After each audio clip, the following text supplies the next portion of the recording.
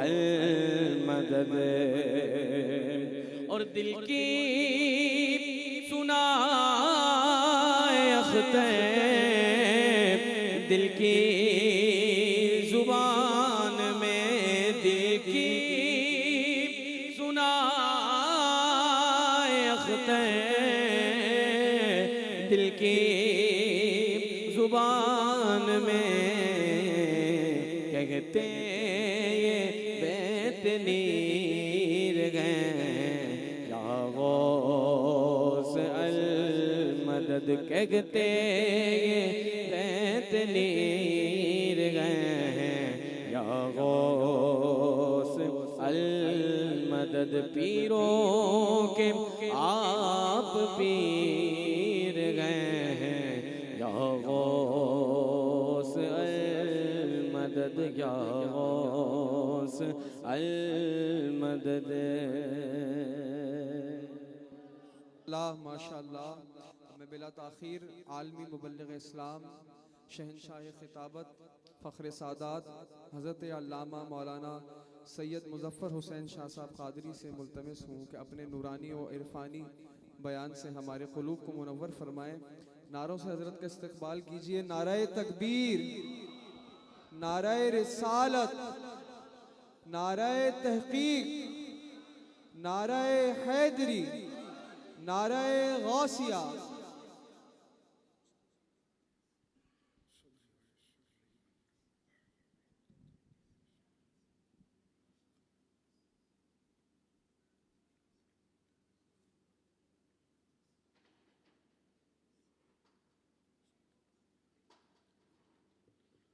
السلام علیکم ورحمۃ اللہ وبرکاتہ۔ رب اشرح لی صدری ویسر لی امری واحلل عقدۃ من لسانی یفقهوا قولی۔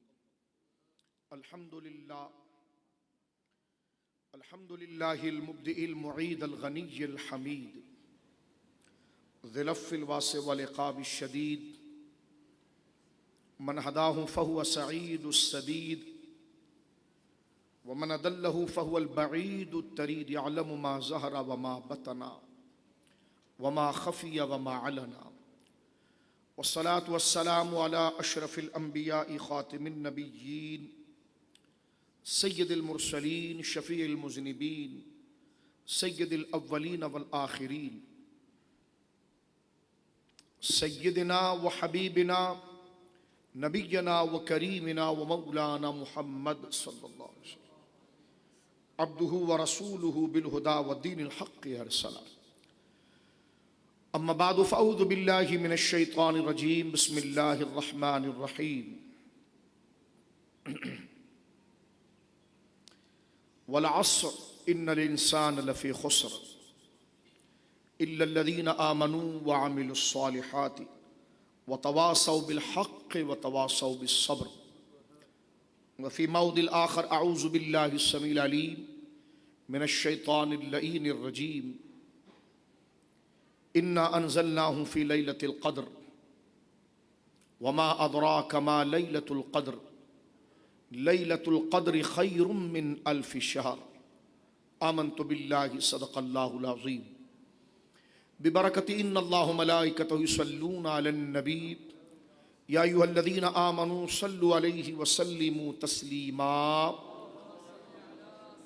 اللہم صل علی سیدنا وحبیبنا ومولانا محمد طب القلوب ودوائها وعافیة الابدان وشفائها ونور الابصار فجوہر الحسن فیہ غیر منقسم، ثم الرضا ببکر وعن عمر وعن علی وعن عثمان ذی الکرم، مولایا صلی وسلم دائما سرمدا علی حبیبک خیر الخلق کلہم۔ اللہ کی حمد و ثنا نبی محترم، نبی معظم، باعث تخلیق ارض و سما صلی اللہ علیہ وآلہ آلہ وصحبہ وبارک وسلم کی بارگاہ مقدسہ میں انتہائی محبت و عقیدت کے ساتھ درود و سلام پیش کرنے کے بعد تمام تعریف اللہ وحدہ لا شریک کے لیے ہے۔ آج رمضان المبارک کے آخری عشرے کی یہ تیسری تاقرات ہے اور ممکنہ شب قدر جس میں اور آپ اللہ رب العالمین جل وعلا کی توفیق سے حاضر ہیں، اور یہ شب اور ایسی شب جو طاق رات ہے، یہ انابت کی رات ہے، رجوع اللہ کی رات ہے۔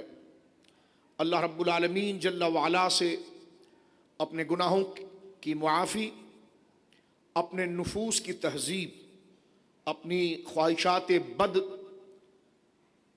کو ختم کر کے خیر کے ساتھ اس کا تزکیہ کرتے ہوئے اپنے نفس، اپنی خواہشات کو اچھے آداب کے ساتھ آراستہ کر کے اپنی زندگی کے مقصد کو سمجھنا، اپنے گناہوں کی معافی کو طلب کرنا، اس شب کا سب سے بڑا مقصد یہی ہوا کرتا ہے۔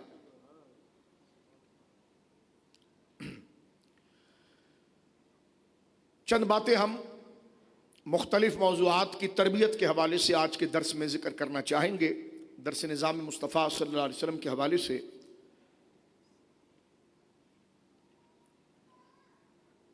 کہ یہ شب جو ممکنہ لیلۃ القدر ہے، یہ جناب سید عالم صلی اللہ علیہ وسلم کی امت کا اختصاص ہے۔ اس کی تاریخ اور اس کی تعریف کے حوالے سے اس بات کو سمجھ لیا جائے کہ اس سے پہلے جتنی اور امتیں آئی ہیں، ان کو اس قسم کی مبارک راتیں نہیں مل سکیں۔ ہاں، ان کی عمروں میں اضافہ تھا، عمریں ان کی طویل ہوتی تھی، زندگیاں ان کی زیادہ ہوتی تھی۔ بڑی مشہور روایت کہ صحابہ کرام رضوان اللہ علیہ مجمعین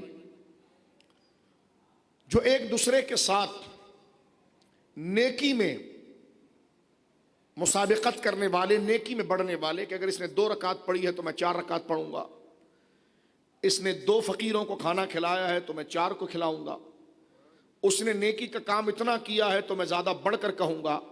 یہ صحابہ کرام رضوان اللہ اجمعین کی عادت رہی ہے، اور یہ اللہ کو بڑا محبوب طریقہ رہتا ہے کہ جب مقابلے نیکی کمانے کے اندر کیے جائیں، دنیا میں نہیں کہ اگر اس نے اتنا مال کمایا ہے تو میں اتنا کماؤں گا، تو پھر یہ بغض کی طرف چلا جاتا ہے، یہ برے اخلاق کی طرف چلا جاتا ہے۔ اور اس میں ایک چیز یہ پیدا ہو جاتی ہے کہ اس سے مال چھین جائے اور اس کی طاقت اور اس کی نصرت، اس کی عزت پامال ہو جائے، ختم ہو جائے، اور یہ چیزیں میرے پاس آ جائے۔ اس بری نفس کی اس بری عادت کو حسد کہا جاتا ہے، اور حسد اسی کو کہتے ہیں کہ جو نعمت اگلے کے پاس ہے وہ میرے پاس آ جائے اور وہ قلاش ہو جائے اور وہ برباد ہو جائے، اس کو کہتے ہیں حسد، اور یہ نیکیوں کو ختم کر دیتا ہے، اور یہ برائیوں کے اندر سب سے بری جڑ ہے۔ حسد جو ہے وہ تکبر پیدا کرتا ہے۔ تکبر کے حوالے سے شریعت مطہرہ نے اس پر بڑا زور دیا ہے۔ متکبر، حضرت مولا مرتضیٰ شیر خدا رضی اللہ تعالیٰ سے جب پوچھا گیا کہ تکبر کیا ہے، کیونکہ ظاہر سی بات ہے ہم نے روزہ رکھا ہے، اور آج 25 روزے 24 روزے ہم رکھ چکے ہیں، اور روزوں کا مقصد میرے اور آپ کے لیے کیا تھا؟ پورا دن صبح صادق سے لے کر غروب آفتاب تک ہمارا بھوکا پیاسا رہنا، اس کا مقصد کیا تھا؟ لعلکم تتقون، تاکہ تم پرہیزگار بن جاؤ۔ یہ مقصد روزہ ہے۔ کسی کام کا کوئی مقصد ہوتا ہے، اگر اس کام کو، اس مقصد، اس غرض سے ہٹا دیا جائے تو بندہ بس ایک کولو کے بیل کی طرح جس کا کوئی حاصل نہیں اور وہ چکر لگائے جا رہا ہے، اور عبث ہے۔ تو مقصد روزے کا کیا ہے، ذہن میں تیار کر لیجئے، پھر ہم آگے بڑھتے ہیں۔ روزے کا مقصد میں نے اور آپ نے اتنی چلچلاتی دھوپ کے اندر روزہ رکھنے کی نیت کی، اور موسم کی ناگفتہ حالات کو ہم نے اس کی پرواہ نہیں کی، گرمی کی پرواہ نہیں کی، سفر کی پرواہ نہیں کی، کم وسائل ہونے کے باوجود اس کی پرواہ نہ کی، روزہ رکھا۔ اللہ کی توفیق سے کیوں روزہ رکھا؟ لعلکم تتقون، تاکہ ہم پرہیزگار ہو جائیں۔ روزے میں ایسی کیا پرہیزگاری ہے، روزہ ایسا کیا پرہیزگاری دیتا ہے، اور لیلۃ القدر اسی کو حاصل کرنے والی رات ہے۔ روزے میں ایسی کیا چیز ہے کہ جس کو تقویٰ کہا گیا ہے؟ دراصل روزہ یاد الہی کا ایک بہت بڑی ایکسرسائز ہے۔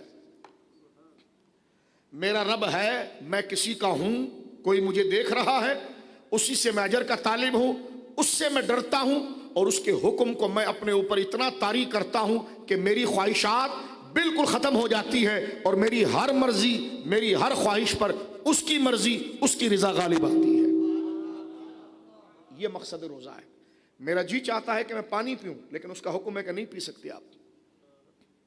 मेरा जी चाहता है कि मैं, गर्मी बहुत है, मैं ठंडा पानी पीकर अपने कलेजी और अपने नफ्स को सुकून पहुंचाऊं, लेकिन उसका हुक्म है कि नहीं, इस दौरान तुम नहीं पी सकते।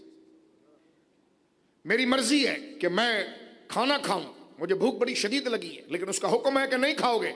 इसका मतलब रोजा इंसान के नफ्स की तहजीब करता है, उसकी ख्वाहिशात, नफ्स बमुराद उसकी ख्वाहिशात, उसकी मर्जी जो उसके अंदर से उठती है और वो उसको बगावत की तरफ ले जाती है, उसको वो इतना मस्त, खुद सर और अपनी मर्जी में इतना आला कर देती कि जो मुझे समझ में आ रहा है मैं करता रहूंगा। इस बुरी खसलत को तोड़ने का नाम रोजा है। और रोजा ये बताता है कि तेरी मर्जी कुछ नहीं है, जो रब की मर्जी है उस पर तूने चलना है। तो ये काम तो बड़ा मुश्किल है। 12-14 घंटे रोजा रखकर इसी की एक्सरसाइज कराई जाती है कि जो उसकी मर्जी है, तो गर्मी के अंदर भी प्यास में पानी ना पीकर उसकी तकमील, उसकी तरबियत कर रहा है। रमजान शरीफ बहुत मुबारक है, रोजा बहुत मुबारक इबादत है। इसलिए सिर्फ ये इस उम्मत के लिए नहीं, हमेशा रही है। आज भी अगर आप देखें, हर मजाहिब के अंदर रोजे का एक कॉन्सेप्ट है। रोजे का कॉन्सेप्ट है और रोजे का मगज ये है कि मैं किसी के हुक्म के ताबे हूं। बड़ी तवज्जो से सुन लीजिए, अमल की नीयत के साथ, संजीदगी के साथ। 25 दिन आपने निकाल दिए हैं, आखिर ये क्या था, इसको कंक्लूड करें और इसका जो असल मौजू है उसको देखें। तो रोजा जो है सिर्फ एक ही बात की मश्क है कि तुम अपने हाकिम के ताबे हो, तुम किसी कानून के ताबे हो। जब वो कहेगा तो वो मर्जी पूरी होगी, जब वो कहेगा तो नहीं। देखो, इफ्तारी के बाद खाओ पियो घूमो, कुछ भी नहीं, मना नहीं है, लेकिन उसने बता दिया कि इतनी अरसे में हमने तुम्हें रोक कर रखा और तुम्हें रुके रहे, बाद में हमने इजाजत दी तो पता चला खाना हमारी मर्जी से होगा, पीना हमारी मर्जी से होगा, रहना हमारी मर्जी से होगा। तो रोजा इंसान को डिसिप्लिन बताता है, एक निजाम की पाबंदी देता है कि मेरी मर्जी की आजादी नहीं है कि मैं जिस चीज को पसंद करूं खा लूं और जिस तरह चाहूं मैं जिंदगी गुजार दूं। तो रोजा जिंदगी के डिसिप्लिन को बताता है कि तू अपने रब का बंदा है, तेरा उठना बैठना खाना भूखा रहना, कबूल करना रद्द करना, तिजारत करना, गुस्सा करना, मोहब्बत करना, सब उसके कानून के ताबे हैं, उसके हुक्म के ताबे।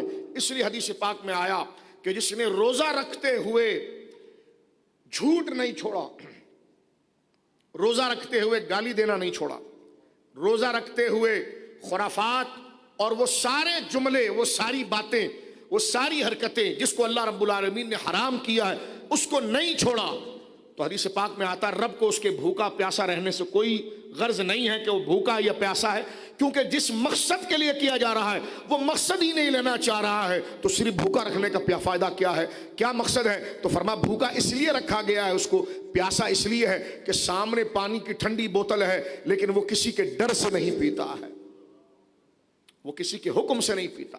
इसको कहते हैं नफ्स की तहजीब, और ये इबादात का मगज है।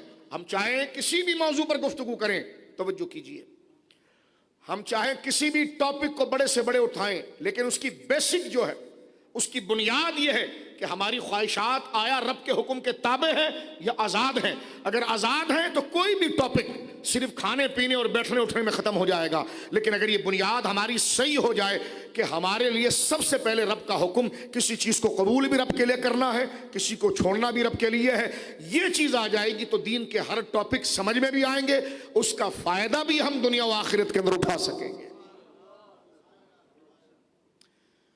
तो जब ये बात हमें समझ में आ गई कि रोज़े से मुराद ये दी गई है कि हम शुत्र बेमहार नहीं हैं। एक ऊंट, फारसी ज़बान में ऊंट को शुत्र कहते हैं, बेमहार जिसकी रस्सी नहीं है। कुछ ऊंट ऐसे हैं, एक फारसी का मकूला कि ऊंट क्योंकि बड़ी कीमती ये चीज़ है, सवारी उसको बांध कर रखते हैं रस्सी से। शुत्र कहते हैं ऊंट को, महार कहते हैं उसकी रस्सी को। تو شتر بے مہار ایک محاورہ ہے، یعنی ایسا اونٹ جس کی رسی نہیں باندھی گئی ہے، اب وہ کبھی ہوا کے جھونکے میں ادھر چلا جاتا ہے، صحرا میں بھٹک جاتا ہے. تو مومن شتر بے مہار نہیں، اس کے ارادے کی رسی اللہ کے حکم کے ساتھ بندھی ہوئی ہے، اور اس کی بہترین مشق کا نام روزے کا ٹائم ہے. کھانا سامنے موجود ہے، نہیں کھاتے آپ. دوپہر کی چلچلاتی دھوپ ہے، دوپہر کے 12-1 بج گئے ہیں، شدید پیاس لگ گئی، فریج میں ٹھنڈا پانی موجود ہے، گھر میں آپ اکیلے ہیں، دروازہ کھولیں اور جا کر پی لیں. لیکن کون سی ایک ایسی یاد ہے، کون سا ایک ایسا ڈر ہے، بلکہ میں ڈر نہیں کہوں گا، کون سا ایسا لحاظ ہے، کون سا ایسا لحاظ ہے جو آپ کو روکتا ہے؟ وہ رب کا حکم ہے کہ میرا رب دیکھ رہا ہے. تو صرف رب 12-14 گھنٹے نہیں دیکھ رہا، رمضان کے بعد بھی دیکھ رہا ہے کہ تم کیا کر رہے ہو، مغرب کے بعد بھی دیکھ رہا ہے، فجر تک کہ تم کیا دیکھ رہے ہو. 14 گھنٹے تک اس عادت کو میں نے اور آپ نے پکا لیا کہ رب دیکھ رہا ہے. تو اس نے ابھی یہ چیز منع کی ہے، کھانا جائز تھا، منع بھی دیکھو کس چیز کو کیا جو جائز تھی. تو پتا چلا کوئی چیز ہماری مرضی سے جائز نہیں ہوتی، جب وہ چاہے تو اس کو جائز کر دے، جب چاہے تو دورانی کے لیے روک دے. خوشبو لگانا جائز ہے، زینت بیوٹی جائز ہے، لیکن جب آپ حج کے لیے چلے گئے تو منع کر دیا گیا. اب بدن پر میل چڑھا ہوا ہوتا ہے، جسم سے بدبو کے بھبکے آ رہے ہوتے ہیں، لیکن روک دیا گیا اور بتا گیا کہ جب ہم کہیں گے جب تو بن سورے گا، جب ہم کہیں گے جب قیمتی لباس پہنے گا. اب حرم کے اندر آیا ہے 2 بغیر سلی کپڑوں کے ساتھ آ جا. اب آپ دیکھیے، اس لیے فرمایا گیا کہ جو میرا بندہ صبح سے لے کر شام تک ہمارے حکم، کیونکہ میرے رب کا حکم ہے میں نہیں کھاؤں گا، میرے رب کا حکم ہے میں نہیں پیوں گا. خالی پیٹ ہونے کی وجہ سے معدے سے ایک بو نکلتی ہے. حضور فرماتے ہیں کہ جو بندہ اللہ کے لیے پیاسا رہا اور اس نے اپنے عمل اور پریکٹیکل سے بچایا کہ میرے رب سے میں ڈرتا ہوں، میرے نزدیک اس کی عزت اتنی ہے کہ اس نے روک دیا، میں رک گیا، اس کے کہنے پر وہ بھوکا پیاسا رہا. معدہ جب خالی ہو گیا اس کے حکم پر تو اس پیاس سے بو پیدا ہونے لگی. حضور فرماتے وہ بو جو منہ سے آ رہی ہے، آ رہی رب کی فرمان برداری میں ہے، تو وہ رب کے نزدیک مشک کی خوشبو سے بھی زیادہ حسین ہے. تو واضح ہو گیا کسی خوشبو میں کوئی کمال نہیں ہے، کمال رب کی اطاعت میں ہے، کمال رب کی اطاعت میں ہے، کمال رب کی فرمان برداری پر ہے. اسی کو سن لیجئے، اسی کو فارسی میں ہمارے بزرگوں نے ایک شعر میں کہا، زندگی آمد برائے بندگی، زندگی بے بندگی شرمندگی. یہ پوری زندگی کا میرے اور آپ کے خلاصہ ہے. کیوں لیلۃ القدر میں آئے، کیوں روزہ رکھا ہے؟ فرمایا زندگی آمد برائے بندگی، زندگی ملی ہے رب کے حکم کو ماننے کے لیے. بندگی کا معنی ہے رب کو رب یقین کر کے اس سے ملاقات کے شوق میں، اس کی رضا کے لیے، اس کے کہنے پر زندگی کو گزارنا، یہ ہے بندگی. زندگی یہ نہیں ہے کہ جو مرضی میں آ رہا ہے بندہ کر رہا ہے، نہیں، زندگی یہ ہے کہ میرے رب کو یہ پسند ہے، میرے رب کو یہ پسند نہیں ہے، شریعت کو یہ پسند ہے، شریعت کو پسند نہیں ہے، یہ ہے بندگی. فرمایا جس نے اپنی زندگی اس قانون کے تحت گزارا، یہ بندگی ہے. رب کے قانون کو ہٹا دیا، خود اس اونٹ کی طرح جو صحرا میں بھٹک رہا ہے، جو مرضی آ رہی ہے کھا رہا ہے، جب مرضی آ رہی ہے سو رہا ہے، جب مرضی آ رہی ہے چل رہا ہے. فرمایا اگر بندگی اس کے حکم کی ڈسپلین کو نکال دیا جائے تو زندگی بے بندگی شرمندگی، اس کی زندگی آخرت تو برباد ہوئی معاذ اللہ، زندگی بھی شرمندگی والی ہوگی کہ وہ اچھا دوست نہیں بن پائے گا، اچھا باپ نہیں بن پائے گا، اچھا بھائی نہیں بن پائے گا، اچھا تاجر نہیں بن پائے گا. کیونکہ زندگی کے جتنے اصول ہیں وہ دین دیتا ہے، اور دین سمجھ کر اس کے عمل کرنے کا نام بندگی ہے. بندہ مومن وہی ہوتا ہے جو کھاتا ہے تو پوچھتا ہے میرے رب کو پسند ہے، اس کے لذیذ چیز اس کے سامنے ہو، لیکن کہا جائے یہ شریعت میں منع ہے، وہ چھوڑ دیتا ہے. کوئی بندے نے رات بھر اعتکاف کر کے وہ نہیں کمایا جس نے ایک دفعہ حرام کو چھوڑ کر وہ نیکی کما لی. اطاعت کا معنی ہے حکم کو فالو کرنا. ایک ہے اطاعت اور ایک ہے اتباع. سن لیجیے آہستہ آہستہ آگے. اطاعت کا معنی ہے جس طرح کہا گیا اس طرح حکم کو مان لینا، اور اتباع اس پر نبی نے جس طرح پریکٹیکل کر کے چلایا دکھایا اس طرح نبی کی باڈی لینگویج کو کیچ کرنا. تو فرمایا سنت وہاں سے، شریعت یہاں سے، فرمایا جو رب نے کہہ دیا اس پر عمل کرو. یہ وہ بنیادی باتیں ہیں جس سے نفس کی تہذیب ہوتی ہے، خواہشات کی تہذیب ہوتی ہے. اور مسلمان ہر وقت اپنی خواہش کو یہ آداب سکھاتا ہے. یہ زندگی کا بیسک ہے، سب سے پہلا سبق ہے. یہ زمین ٹھیک نہیں ہوئی کلمہ بھی نہیں بچے گا، کوئی عبادت نہیں بچے گی جب تک اپنے خواہشات. تو یہ وہ چیز ہے مراقبے کی کیفیت. اب میں آگے بڑھنا چاہ رہا ہوں کہ مومن وہ ہے جو ہر وقت اپنی خواہشات، اپنے باطن، اپنے اندر سے آنے والے خیالات، جس کو ہم نفس سے تعبیر کرتے ہیں. عربی زبان میں نفس، نون فا سین، اس کے ہزاروں معنی ہیں. کبھی اس کا معنی ایک شخص کے بھی ہوتا ہے، کبھی اس کا معنی کسی چیز کے بھی ہوتا ہے، کبھی اس کا معنی کسی ذات کے لیے بھی ہوتا ہے. لیکن جس طرز پر ہم بات کریں نفس، اس کا معنی ہے خواہشات جو ہمارے ذہن میں گھومتی رہتی ہے. یہ کھا لو، یہ کر لو، یہ پی لو، اس کو دیکھ لو، وہ کر لو، وہ معاملات کرو. تو یہ جو نفس کی خواہشات ہیں، اس کی تہذیب بمانا یہ ہے میرے دوستو بزرگوں کہ جیسے چاول میں کنکر آ جاتے ہیں نا، تو ہماری بہنیں چاول کو صاف کرتی ہیں. یہ الگ بات ہے، آج کل تو صاف ستھرا ملتا ہے. جیسے گیہوں پسوانا ہے تو اس میں پتھر بھی ہوتے ہیں، اس میں کچرا بھی ہوتا ہے. چاول بنانا ہے ماں نے، اس میں کچرا بھی ہوتا ہے. دال ہے، اس میں کچرا بھی ہوتا ہے. تو تہذیب کہتے ہیں کہ اصل مغز کو الگ کر دیا جائے اور کچرے کو ہٹا دیا جائے. یہ ہے تہذیب کا معنی. تو جو خواہشات آ رہی ہیں اس میں سے جو رب کی نافرمانی ہے اس کو نکالا جائے، اور جو رب کے کہنے کے مطابق تمنائیں آ رہی ہے اس کو تکمیل کی جائے. اور وہی ہماری ضرورت ہے. اس آداب، آپ کہیں گے یہ بہت مشکل مرحلہ ہے. میں نے کہا اس لیے تو روزہ رکھوایا گیا ہے. تہذیب کا معنی سمجھ گئے آپ؟ جیسے چاول میں کنکر بہنیں الگ کرتی ہیں اور چاول کو پھر پکا دیا جاتا ہے. جب صاف گندم سے کنکر نکال دیا جاتا ہے، پھر وہ پیسنے کے لیے پتھر کے ساتھ پیسیں گے تو پھر کھانا کیسے کھائیں گے؟ ہے تو اصل مغز، لیکن آپ اس کو صاف کرتے ہیں. مثلاً آپ کی کوئی قیمتی چیز، یعنی جیسے کوئی کھانے کا نوالا زمین پہ گر گیا، لیکن آپ اگر اس کو کھانا چاہتے ہیں تو اس سے جو اضافی چیز ہے اس کو آپ صاف کریں گے، اور جو مغز بچ گیا ہے جو گندگی میں نہیں ہوا اس کو آپ لے لیں گے. تو یہ تہذیب ہے، اس کی آپ تہذیب کر رہے ہیں. تو آپ کی خواہشات کی تہذیب کیسے ہوگی؟ جب ہوگی جب آپ کو یہ پتا ہوگا کہ میں کس کے قانون کے ماتحت ہوں. اور آپ دیکھیں، آپ کی خواہش تھی کہ میں کھاؤں پیوں، لیکن ایک ٹائم سے لے کر ایک ٹائم تک روزے کا جو ڈیوریشن ہے اس میں آپ کی تہذیب ہو گئی کہ نہیں، جب رب کہے گا جب کھاؤ گے، جب رب کہے گا جب پیو گے.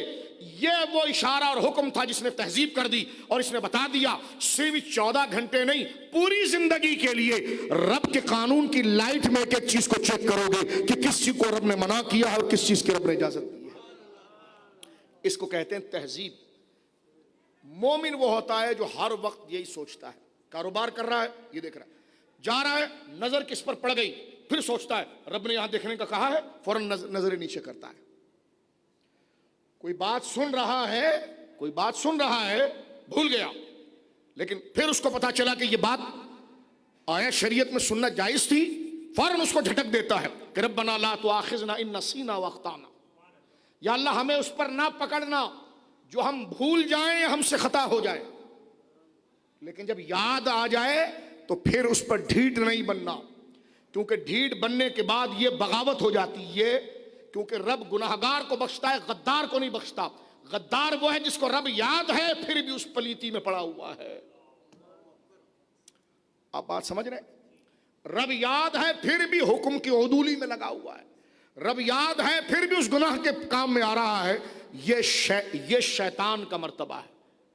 انسان سے خطا ہوتی ہے، لیکن خطا پہ ڈٹے رہنا، خطا پتہ چل جائے اس پر ڈٹا رہنا، یہ انسان کا کام نہیں ہوتا، یہ شیطان کا کام ہوتا ہے.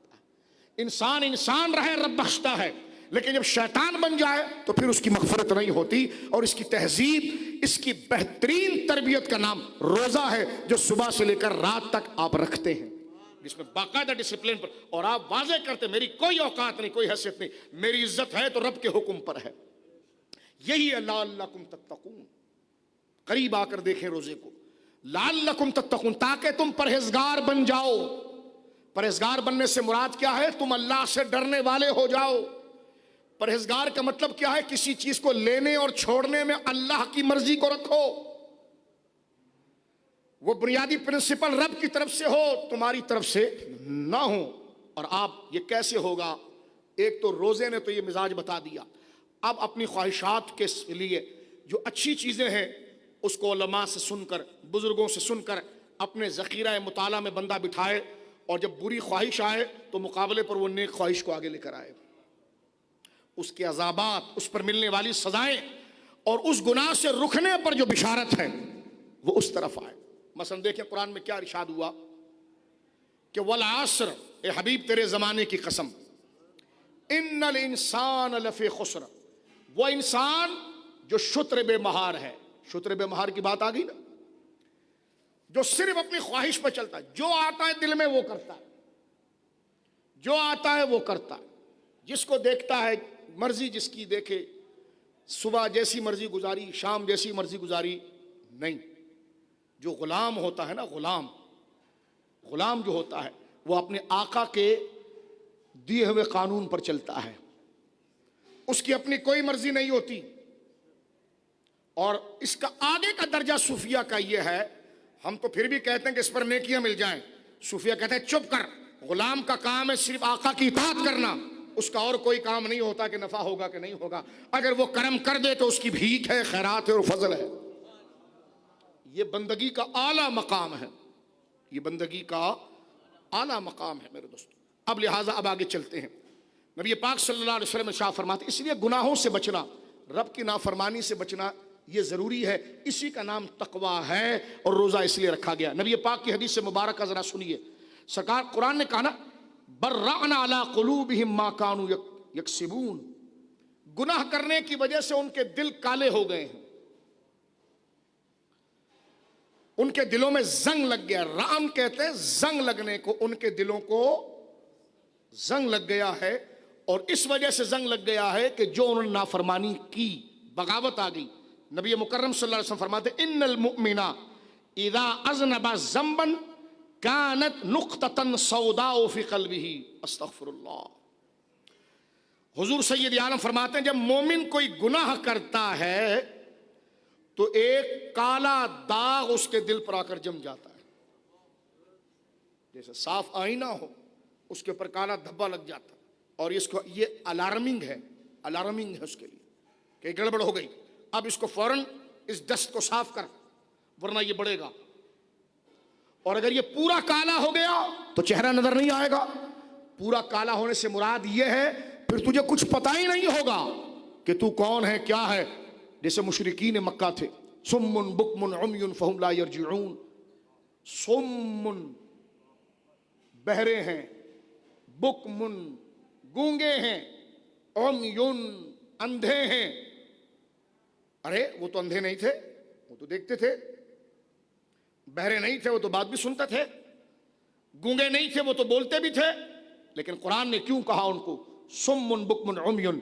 फरमाया इसलिए कि जब उन्होंने रब को भुलाया तो आंखें थी देखकर तमीज लेने की, वो बुराई को फिर देख ही नहीं पाए। आंख से जो असल काम लेना था वो ले नहीं पाए। जब दीन सामने मौजूद है, दलाइल सामने मौजूद है, क्यों? क्योंकि दिल काला और पत्थर हो गया बगावत की वजह से, रब को भुलाने की वजह से। तो अब कान ने जो काम करने थे वो किया नहीं, क्योंकि सुनकर बंदा अच्छी बात लेता है, देखकर बंदा अच्छी बात लेता है, और कान और आंख से बंदा अच्छी बात लेता है और जुबान से अच्छी बात बयान करता है। जब तीनों चीजें नहीं हुई तो फिर देखा क्या? वो अंधा ही है। फिर सुना क्या? फिर तो ऐसी जैसे बहरा है। फिर बोला क्या? अब यहां पर देखिए हदीस पाक के अंदर क्या आता है, जरा तवज्जो कीजिए। ये कायनात के सबसे सच्चे का कौल है नबी पाक सल्लल्लाहु अलैहि वसल्लम का। जिंदगी बड़ी अमानत है, इस वक्त ही मैं और आप एक दूसरे को देखकर समझ सकते हैं दीन के जरिए। क्योंकि जब सांस उखड़ेगी ना हलक के अंदर तो नज़ा के वक्त खरारा एक गरगरा की आवाज़ आती है। अल्लाह मुझे और आपको माफ़ रखे। ये वक्त गरगरा, उस वक्त बंदे की आंख के सामने सब वाज़ेह हो जाता है क्या ठीक है और क्या नहीं है। वो गरगरे के वक्त यानी सांस उखड़ती है ना तो खर खर की आवाज़ आती है, अल्लाह अकबर, जो आखिरी रूह निकल रही होती है। اس کو حدیث پاک میں وقت غرغرہ کہا گیا ہے، اللہ نزا کا وقت ہم تمام کے لیے آسان کرے. اور یہ اتنا خطرناک وقت ہے کہ جس طرح کے ریشم کے کپڑے کو کانٹے پر ڈال کر گھسیٹا جائے تو اس کی کوئی تار برقرار رہ سکتی، کوئی دھاگا، سارا الجھ جاتا ہے، اس طرح کھینچا جاتا ہے. لیکن جو اللہ کے صابر بندے ہیں ان کی روح ایسے نکالی جاتی ہے جیسے گلاب کا خوشبو سونگی جا رہی ہے. فرق. اب آپ دیکھیے میرے دوستو، جس کے دل روشن ہوتے ہیں، مین چیز ہے دل، یہیں سے ہدایت نکلتی ہے. حضور سید عالم نے فرمایا کہ تمہارے بدن میں ایک گوشت کا لوتھڑا ہے، اذا صلحت صلحت کلو، اگر وہ گوشت کا لوتھڑا ٹھیک ہے تو پورا بدن ٹھیک ہے. کیا کمال کا اشارہ، اور پوری ہدایت کو ایک جملے میں میرے آقا نے جمع کیا. فرمایا اذا فسدت فسدت جسد کلو، اگر وہ خراب ہو جائے تو سارا بدن خراب، اگر وہ ٹھیک رہے تو سارا بدن ٹھیک. الا وہی القلب، حضور نے فرمایا وہ دل ہے. دل ٹھیک رہا آنکھیں ٹھیک دیکھیں گی. اور اس کا الٹا اگر آپ کریں، دل تک راستہ آنکھ کے ذریعے جاتا ہے. مومن کو پابندی لگائی گئی ہے کہ آنکھ سے حرام چیز نہ دیکھے، آنکھ سے گناہ کی چیزوں کو دیکھے گا دل میں وہ عادت جائے گی، کان سے گناہ کی چیزوں کو لائے گا دل میں عادت جائے گی. میں نے پہلے کہا کہ ہم چیدہ چیدہ الگ الگ مضمون پر بات کریں گے، مقصد ہے تقوی. نبی پاک صلی اللہ علیہ وسلم نے ارشاد فرمایا اللہ سے حیا کرو جیسے حیا کرنے کا حق ہے. صحابہ نے عرض کی حضور اللہ سے حیا کرنے کا حق کیا مطلب، کیسے اللہ سے حیا کریں؟ حضور سید عالم نے فرمایا سنو، جو تمہاری کھوپڑی میں ہے نا اس پر غور کرو، کیونکہ آنکھ سے جو چیز جا رہی وہ دماغ میں پہنچ رہی ہے، کانوں سے جو جا رہی. فرمایا جس نے آنکھ میں دیکھنے میں احتیاط کیا، یعنی حرام چیزیں نہیں دیکھی، اس لیے کہا گیا جو غیر محرم عورتوں کو ٹکٹکی باندھ کر دیکھے اور اس آنکھوں سے گناہ کی لذت پائے، صوفیہ کہتے ہیں یہ اتنی بڑی نافرمانی کہ مرتے وقت اسے اس کلمہ نہیں پڑھا جائے گا. حرام چیزیں. تو حضور سید عالم فرما رہے ہیں کہ اللہ سے حیا کرو جیسے حیا کا حق ہے. صحابہ نے عرض کی یا رسول اللہ اللہ سے کیسے حیا کریں اور حیا کا حق کیا ہے؟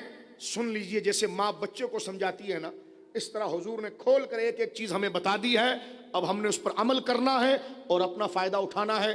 فرما پہلی چیز ہے تیرا سر، اس کے لیے تو اپنی آنکھوں کو درست کر، دیکھ وہ جس کو رب پسند کرتا ہے. پہلی نظر اگر عورت پر اٹھ گئی، فرمایا اس سے منع نہیں، لیکن اگر دوسری اٹھی تو پھر یہ گناہ ہے.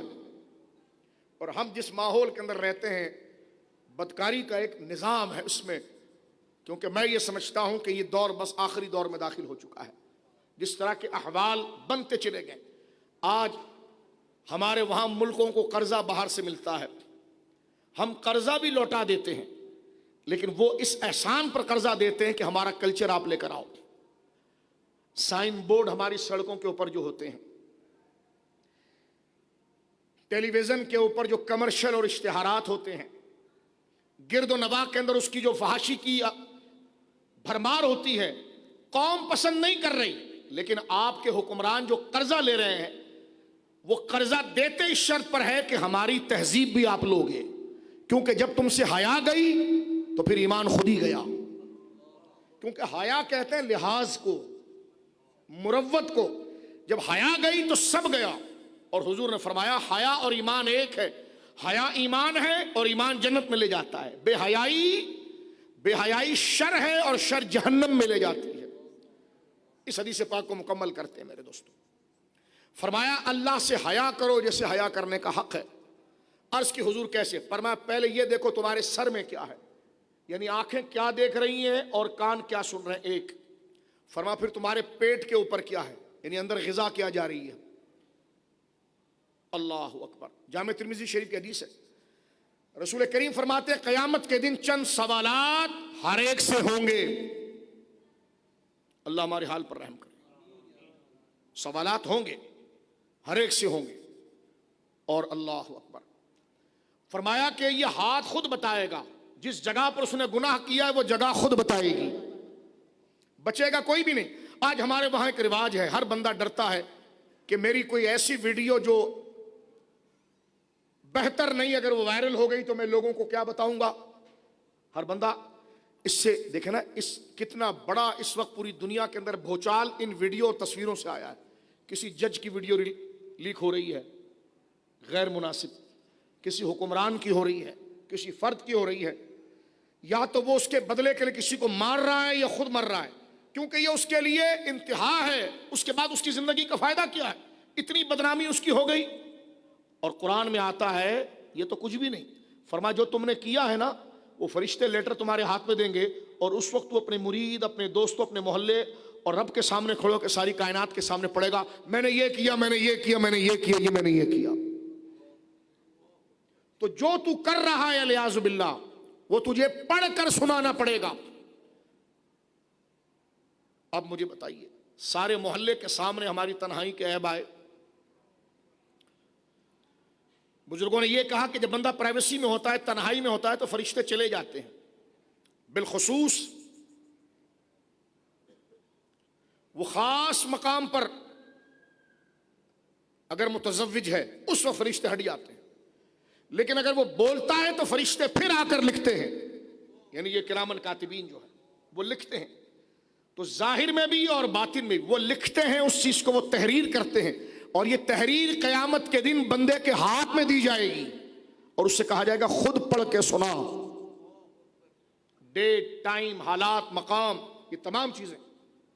اور جو سمجھدار، جواب دہی سے ڈرنے والا کہ میرا پیپر، یعنی مثال کے طور پر ایک بچہ، ایک شخص ایگزام دے رہا ہے، استاد نے اس میں سے اس کے چند سوالات غلط تھے تو کاٹ دیے اور کچھ نمبر دے دو، تو ریزلٹ تو صرف یہ آیا نا کہ 100 میں سے یہ لیا، کم لیا تب بھی شرمندگی۔ لیکن اگر کہا جائے ساری اسکول کے سامنے اپنی کاپی پڑھ کے سناؤ، ساری اسکول کے سامنے اپنی کاپی پڑھ کے سناؤ، اور آپ کے پیرنٹس بھی آئیں گے، ان کے سامنے پڑھ کے سناؤ، جنہوں نے تم پر مال اتنا خرچ کیا، اتنا ٹائم دیا، اس سادے سے سوال کا تم نے کیا الٹا جواب دیا، جس میں سے 5 نمبر کا سوال تو اس میں سے 1 بھی نہیں ملا۔ آپ فیل کر سکتے ہیں کہ اس بچے پر، اس شخص پر کتنی شرمندگی گزرے گی۔ تو قرآن کہتا ہے کہ جو سمجھ گیا نا، وَلِمَنْ خَافَ مَقَامَ رَبِّهِ جَنَّتَانِ، کہ جو اللہ کے حضور اس جگہ کھڑے ہونے سے ڈر گیا اور توبہ کر گیا، تو اللہ فرماتا ہے ہم اسے 2 جنتیں عطا فرمائیں گے۔ علماء سے پوچھا گیا یہ کون سی جگہ ہے؟ توجہ سنیے، وَلِمَنْ خَافَ مَقَامَ رَبِّهِ جَنَّتَانِ، جو اس جگہ پر، اس کے ایک مفسرین نے بات بتائی ہے کہ قیامت کے دن ایک جگہ ہوگی، ہر بندہ ادھر آ کر اپنے اعمال نامے کو پڑھے گا۔ جو ادھر کھڑے ہونے سے ڈر گیا کہ میرے ساتھ کیا ہوگا، اور وہ دنیا میں استغفار کر گیا رب سے ڈر کر، اللہ خوش ہو کر کہتا ہے کہ یہ سچا بندہ ہے، غلطی کو مان گیا ہے، توبہ کر رہا ہے۔ اس شرمندگی سے بچنے کے لیے جہاں جس جگہ پر اسے کھڑا کر کے پڑھوایا جائے گا، تو اللہ فرماتا ہے ایسے کے گناہ بھی معاف کرتے ہیں اور اسے 2 جنتیں عطا فرماتے ہیں۔ یہ پھر دیکھیے صحیح لوگوں کے لیے پھر یہ باتیں، وَلِمَنْ خَافَ مَقَامَ رَبِّهِ جَنَّتَانِ۔ حضرت ابوبکر صدیق جب یہ آیت اتری تو آپ اتنے روئے، اتنے روئے۔ بخشے بخشائے لوگ ہیں، قطعی جنتی لوگ ہیں۔ آپ نے اپنے بیٹے سے کہا کاش میں اونٹ اور گائے کا چارہ ہوتا، جس کو اونٹ اور گائیں کھا کر ختم کر دیتی، لیکن میں انسان ہوں، مجھے ان چیزوں کا حساب دینا پڑے گا کہ میں نے کیا کھایا، کیا کمایا، جوانی کہاں لگائی۔ اس لیے حضور نے فرمایا 4 کے قریب سوالات کے جوابات دیے جائیں گے۔ پہلی چیز، جوانی تھی تیرے پاس؟ ہاں، کس کام میں لگائی؟ اللہ کے فرائض، نمازیں ہیں، رمضان کے روزے ہیں، بے حیائی کے کاموں سے رکنا ہے۔ فرما پہلے بتائے گا کہ جوانی تجھے دی گئی تھی تو تو نے جوانی کہاں لگائی؟ ٹھیوں پر بیٹھ کر، روڑوں پر بھٹکنے پر؟ یہ زندگی کا تیرا مقصد تھا جو ہم نے ذمہ داریاں تجھ پر رکھی تھی، اور علماء اور نیک لوگ وہ ذمہ داری تجھے بتا رہے تھے، جوانی کہاں لگائی؟ خوش نصیب ہے وہ لوگ جن کی جوانیاں مسجدوں میں آئی، کامیاب ہو گئے وہ لوگ جن کی جوانیاں مدرسوں میں آئی، کامیاب ہو گئے وہ لوگ جن کی جوانیاں قرآن و سنت کو سمجھنے اور پڑھنے میں آئی. کامیاب ہو گیا وہ بچہ، وہ شخص جن کی جوانیاں ماں باپ کی فرمان برداری میں آئی. شریعت مطہرہ کی بالادستی، کوشش، علماء کی محبت، قرآن و سنت کے دروس کو سننا اور ان باتوں کو اپنی زندگی کے اندر لے کر آنا. فرمایا سوال ہوگا کہ جوانی دی گئی تھی کہاں لگائی؟ دوسری بات، مال تھا تیرے پاس دنیا میں؟ ہاں. کہاں سے کمایا تھا بتاؤ؟ یہ سب کے سامنے بتانا پڑے گا. الیاذ باللہ، سب کے سامنے بتانا پڑے گا. مال کہاں سے لایا تھا بتاؤ، اور مال کہاں خرچ کیا تھا بتاؤ. علم کتنا حاصل کیا تھا اور اس پر عمل کیا کتنا کیا تھا. یہ کلیئر بات ہے. روزے کی حالت میں ہے، یعنی رمضان گزر رہا، لعلکم تتقون، اسی چیز کی تیاری کا نام روزہ ہے. طبیعت 25 دن میں تیار ہو گئی ہے، اب اس پر عمل کرنا کوئی مشکل نہیں. اگر ہم اس کو وقتی نہ سمجھیں، روزے نے جو عادت اللہ کے حضور حاضر ہونے کی اور اس کے حکم کی بالادستی کی بیدار کر دی ہے، اب اس چراغ کو بجھنے نہیں دینا ہے. اس کو اللہ کی یاد، ذکر، شریعت کی پابندی سے زندہ رکھنا ہے. اب حدیث پاک کی طرف آئیے، بات کو سمیٹتے ہیں. فرمایا ان المؤمن اذا اذنب ذنبا كان نقطة سوداء في قلبه. جب بندہ مومن جب گناہ کرتا ہے تو اس کے دل میں پر ایک ڈاٹ، ایک دھبا آ جاتا ہے دل پر. فَإِن تَابَ، اگر وہ توبہ کر جائے، وَنَزَعَ وَاسْتَغْفَرَ سُقِلَ قَلْبَهُ، اگر وہ گناہ کر گیا تو گناہ کا دھبا کالا دل پر آ گیا. اگر وہ فوراً توبہ کر گیا تو وہ تبدیل ہو جاتا ہے، اور اللہ رب العالمین دل سے اس ذکر اور توبہ کے کلمات سے دل کو سیکل کر دیتا ہے. جس طرح سرف سے یا پاؤڈر سے گندے برتن کو صاف کر دیا جاتا ہے، سیکل کرنا. رب فرماتا ہے کہ اگر اس نے گناہ کیا، وہ اس کے دل میں دانہ ایک نقطے کے طور پر، داغ کے طور پر آ گیا. فرمایا فَإِن تَابَ، اگر اس نے توبہ کر لیا، وَنَزَعَ، اور اس نے اس سے دور ہوا، وَاسْتَغْفَرَ، اور توبہ کر لیا، تو سُقِلَ قَلْبُهُ، تو اس کے دل کو پھر صاف کر دیا جاتا ہے. اور اگر وہ توبہ نہیں کرتا تو وہ دل کے اندر وہ عادت بڑھتی رہ جاتی ہے. ایک بات. اب میں اس بات کو سمیٹتے ہوئے 2-4 جملے مزید آپ کی خدمت میں عرض کرنا چاہتا ہوں کہ نفس کی تہذیب کیسے ہوگی. یعنی مجھے اور آپ کو خود کو آداب سکھانے ہیں. توجہ ہے آپ کی میرے دوستو، یہی مقصد ہے. رمضان کے 25 روزے رکھ لیے ہیں، ہمیں ایک ادب تو آ گیا ہمارے خواہش کو کہ رب کے حکم کے اگینسٹ نہیں جانا ہے. کیسے آ گیا؟ کیونکہ دوپہر میں پیاس لگی تھی، آپ پانی نہیں پی رہے. توجہ ہے. ایک دفعہ ایسا ہوا، اللہ رب العالمین حج کے راستے ہمارے لیے کھولے. مجھے حج کی سعادت حاصل ہوئی، یعنی سفر کی سعادت جانا نصیب ہوا. اللہ بزرگوں کے صدقے سب کا قبول فرمائے. رش بہت تھا حرم میں. ایک میں اپنی بات آپ سے شیئر کر رہا ہوں. حرم میں رش بہت تھا کہ دیواروں سے چپک کر طواف زیارت ہو رہا تھا. آپ یقین کیجئے 2 گھنٹے سے زیادہ وقت گزر گیا اور صرف ہم نے 5 چکر لگائے تھے. 2 گھنٹہ اس طرح پسینے میں شرابور، اور بندہ بندے کے ساتھ چپکا ہوا ہے، اور حرم کی دیواروں کے ساتھ طواف. یعنی سیکنڈ کا کانٹا بہت جلدی گزر رہا ہے، اس سے بھی سلو چل رہا ہے. 2 سے 2.5 گھنٹے گزر گئے، صرف 5 چکر ہوئے. ذہن میں خیال آیا، طواف زیارت کیونکہ حج کا فرض ہے، اس کو کیے بغیر حج نہیں ہوتا. ذہن میں خیال آیا کہ ایسی اگر باہر نکل جائیں، تھک گئے ہیں، 2 چکر نہ کریں، کراچی بھی پہنچ جائیں تو لوگ ہاتھ بھی چومیں گے، پھول بھی ڈالیں گے کہ حج کر کے آئے ہیں. کس کو کیا پتا ہے کہ 2 چکر ہم نے کیے کہ نہیں کیے. 5 کر لیے، 2 نہیں کیے، لیکن قدم پیچھے نہیں ہٹے کہ سب تو سمجھیں گے کہ طواف کر کے ہی باہر آ رہے ہیں. لیکن رب کا میں اپنے دوست سے کہا پھر بھی ہم باہر نہیں نکل رہے ہیں، گھٹن ہو رہی ہے، پھر بھی قدم آگے بڑھ رہا ہے. یہ کیوں ہے؟ یہی تو مراقبہ خدا کا ہے، یہی تو ڈر ہے کہ لوگوں کو کیا پتا کہ 2 چکر، کیا ہمارے منہ پر لکھا ہوگا کہ 7 چکر ہوئے ہیں؟ یہ تو میرا اور رب کا معاملہ ہے. تو پھر بھی ہم باہر نہیں نکل رہے، چکر پھر بھی مکمل کرنے کے لیے جو بقیہ کر رہے ہیں. تو یہ کس کے ڈر سے، کس کے دیکھنے پر؟ کون دیکھ رہا ہے؟ تو وہ رب دیکھ رہا ہے. آپ مسجد میں آئیے اور اپنے آپ کی اصلاح ہم نے کی ہے تو صرف یہ چکر تک تھوڑی خدا دیکھ رہا ہے. اس چکر کی یاد نے بتایا کہ ہر سانس پہ خدا دیکھ رہا ہے. صرف اس 2 قدم مزید چلنے پر خدا کی پابندی نہیں کرنی ہے، بلکہ پوری زندگی اس کی شریعت کی پابندی کرنی ہے۔ اسی کو مراقبہ کہتے ہیں میرے دوست۔ مثلا آپ گئے مسجد میں وضو کرنے کے لیے، وضو خانے پر 50-100 آدمی ایک ساتھ وضو کر رہے ہیں، آپ دونوں ہاتھ دھوئیں ہی نہ، صرف منہ دھو کے چلے جائیں نماز کے لیے۔ کسی کو پتا ہوگا آپ کا وضو ہے کہ نہیں ہے؟ نہیں پتا چلے۔ کس کو کیا پتا؟ کیا وضو چہرے پر نظر آتا ہے؟ کوئی سالڈ چیز ہے؟ کوئی لکھی ہوئی عبارت ہے؟ نہیں، لیکن تھوڑا تھوڑا بھی پانی آ رہا ہوگا تو آپ ٹائم زیادہ بھی لگ رہا ہوگا تو کہیں بال سوکھ نہ رہ جائے، آپ لگے ہوئے ہیں۔ کسی نے کہا اتنا اہتمام کیوں؟ آپ کہیں گے وہ دیکھ رہا ہے۔ یہ ہے لعلکم تتقون، یہ ہے تقوی، یہ ہے تقوی جو شریعت مطہرہ اس کو ابھارتی ہے۔ 4 چیزیں ہیں نفس کے آداب کی تہذیب کے۔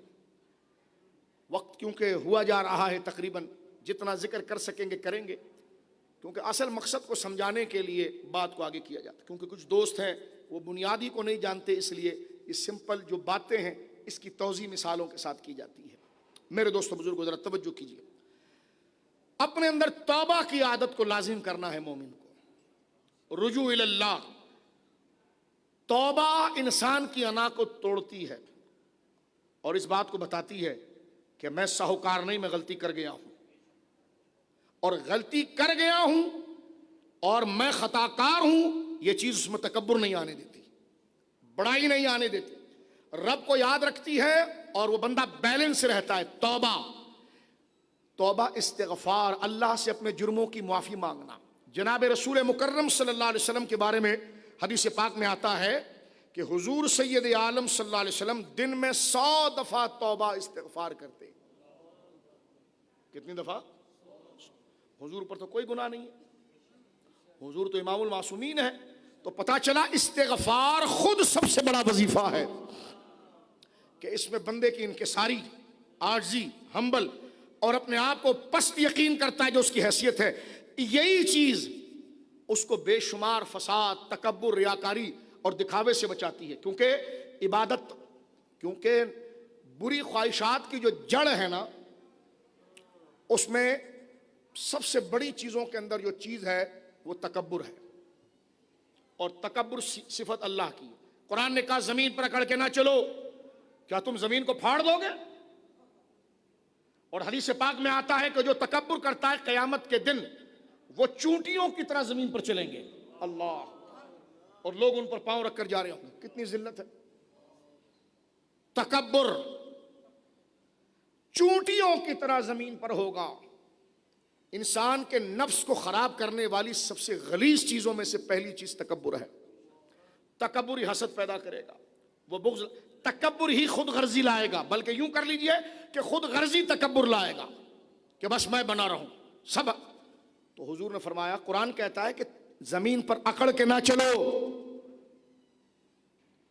اللہ اکبر۔ ایک بزرگ کا قول ہے، فرماتے انسان کا تکبر کیسا؟ جب وہ 2 دفعہ پیشاب کی جگہ سے باہر ہوتا ہے، سمجھ رہے؟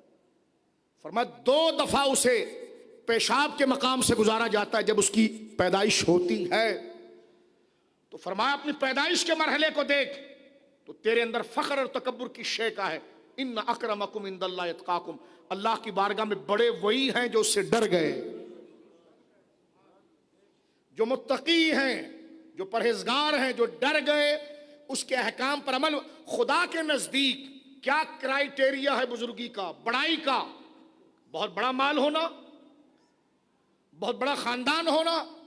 رب کے نزدیک بزرگی کا سب سے بڑا کرائیٹیریا جس کو رب سب سے اونچا درجہ دیتا ہے، خود کہتا ہے ان اکرمکم، اکرم تم میں سب سے زیادہ عزت والا، عند اللہ اللہ کے نزدیک کون ہے؟ اتقاکم، جو رب سے سب سے زیادہ ڈر گیا۔ رب سے ڈرنے کا کیا مطلب ہے؟ اپنی ہر ادا پر نظر کی کہ غلطی یہاں ہو رہی ہے، وہاں ہو رہی ہے، اور پھر وہ گڑ گڑا کر کہتا مولا جیسا نیکی کرنی تھی اس کا حق ادا نہ کر سکا، میری خطاؤں کو معاف۔ کثرت سے وہ اپنے جرم کا اعتراف کرے اور اللہ سے ملنے والی نعمتوں کی ناشکری کا وہ اعتراف کر کے کہے یا اللہ میں تیری بارگاہ کے اندر رجوع کرتا ہوں۔ تو رب کی بارگاہ میں نفس کی تطہیر کی پہلی چیز ہے کہ بندہ اپنے آپ کو اس کے سپرد کرے. ایک سوال کا جواب یہاں پر میں دیتا ہوں لاجیکل. فرعون دیکھیں گمراہ ہوا, نمرود, اس کی مثالیں, یعنی وہ لوگ چند منٹوں کی بات توجہ سے تسلسل رکھیے. آپ کبھی کبھی سوچئے, ہم کبھی سوچتے تھے کہ فرعون کوئی جاہل آدمی تو نہیں تھا. یہ بڑی بنیادی بات ہے, بہت بنیادی بات. فرعون کوئی جاہل آدمی تو نہیں تھا, وہ پوری حکومت کو چلاتا تھا. نمرود کی حکومت کے بارے میں قول یہ, جہاں سورج نکلتا جہاں ڈوبتا اتنی بڑی سلطنت تھی اس کی, یعنی پوری زمین اس کے کنٹرول میں تھی نمرود کے.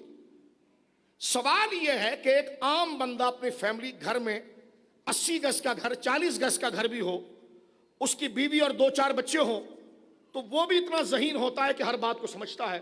تو جو اتنی بڑی ریاست چلا رہا تھا فرعون, اس کو حضرت موسیٰ کی سادہ سی بات سمجھ میں نہیں آ رہی تھی.